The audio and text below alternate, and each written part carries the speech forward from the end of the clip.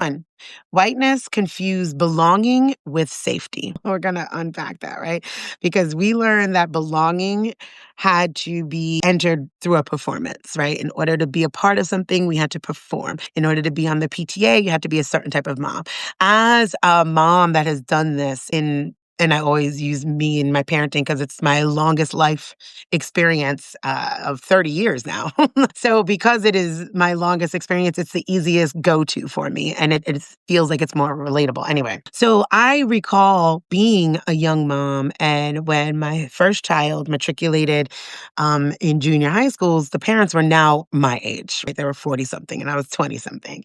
And so I was like, oh, well, I'm going to have to, I had a cardigan. I mean, I do love a cardi, but I had my cardigan, right? I didn't wear my hoops when I went into school.